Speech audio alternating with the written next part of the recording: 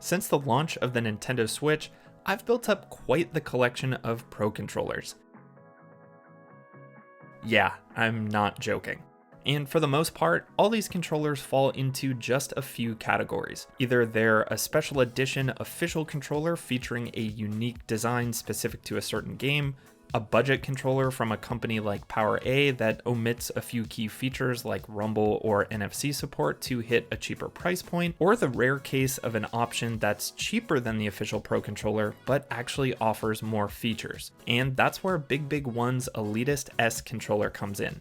And while it's certainly not as feature-rich as something like the 8BitDo Pro 2, I do think it's a compelling option, especially for the price. And real quick, if you're new here, make sure to subscribe so you never miss a review on the channel. And with all that out of the way, let's take a look at the Elitist S. Now, first things first, there are a few things on the outside of the box that definitely make me skeptical about the quality of this controller. Everything from the name of the company and the controller to the hilariously bad tagline, "Play Big, Won Big." But after getting my hands on it and putting it through the paces, I actually came away pleasantly surprised. Let's talk about the overall feel first. It has a very similar form factor to the official Switch Pro controller, maybe ever so slightly flatter feeling in the grips. It's got a nice weight to it too. Some budget controllers can feel really light and hollow, and I'm definitely not a fan of that, but the Elitist S feels pretty similar in weight to the official Pro controller as well. It also has a nice rubberized matte coating around the body that would maybe help prevent slipping if your hands got a bit sweaty. The analog sticks feel pretty nice. They've got good even resistance, and there are anti-friction rings around them as well to prevent drag when you're rotating at full tilt. They do have a textured patch in the center of the thumb pad, I guess to help improve grip, but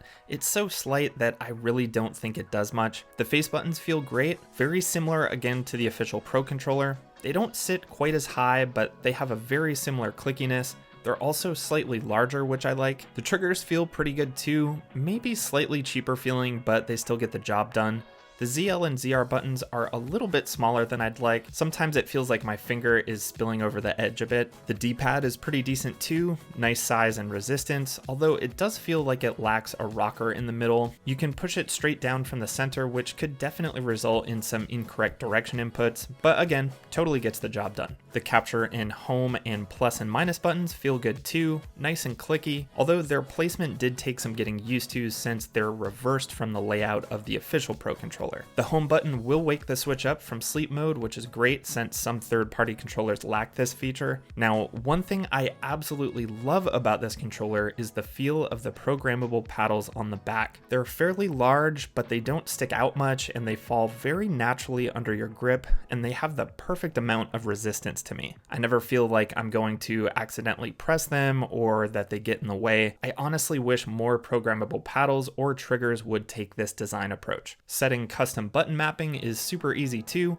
You simply press and hold the function button and which paddle you want to assign to, and then your button of choice, and then hit the paddle button again to assign. You can also use the same method to set macros if you like, so it's super easy to execute button combos with a single press. One odd thing that I did come across when testing the paddles with Monster Hunter Rise is I don't love how sprint is assigned to the R button, which kind of forces you to claw hand the whole time you're running. So I thought I'd try assigning R to one of the paddles, which worked at first, but for whatever reason, the paddles don't work for a button hold and only work for a button press. So pressing and holding the paddle after I had assigned R to it would cause my character to sprint for a few seconds and then stop, which was kind of frustrating. I thought something might be wrong with the way I was assigning the buttons, but I actually reached out to BigBig Won and they confirmed that's how they work.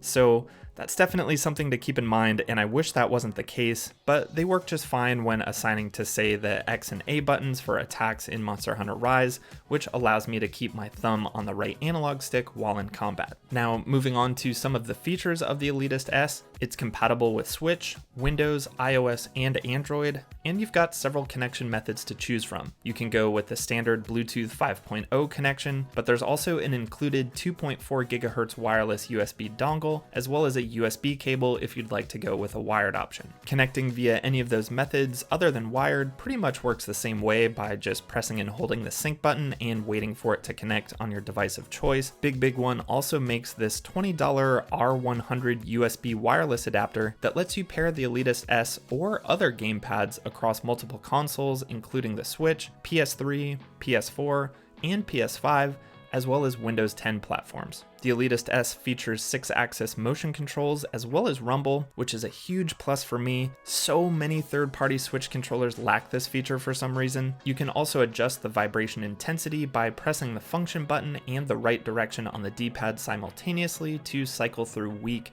medium, and strong vibration. I found that medium most closely matched the feel of the official Switch Pro controller, although it is not HD rumble. There is also a turbo function that can be assigned by simply pressing and holding the function button along with your button of choice. So as far as Switch functionality goes, the only thing missing here is NFC support for Amiibo. The Elitist S features an 850 mAh battery, a bit smaller than the Pro controller's 1300 mAh battery, but that should give you around 20 to 30 hours of playtime after a full 2-hour charge. Now, this brings me to what I think is my biggest gripe with this controller. For whatever reason, BigBig Won decided to go with a micro USB charging port over USB-C, which I guess isn't a huge deal, but so many of my devices are USB-C at this point, and that means I have to have one more cable lying around to keep the controller fully charged. I do still have a few devices that charge over micro USB, but the charging port on the Elitist S is quite recessed and small, and none of my other cables fit inside, forcing me to keep the somewhat large included USB cable handy. But other than the odd name and somewhat generic gamer look of the Elitist S, the micro USB charging port was really the only thing I could find wrong with it. And for $45, I think the Elitist S makes for a really solid choice for a gamer on a budget who might not want to spend the full $70 on the official Pro controller. You can use it across multiple devices, it's quite comfortable,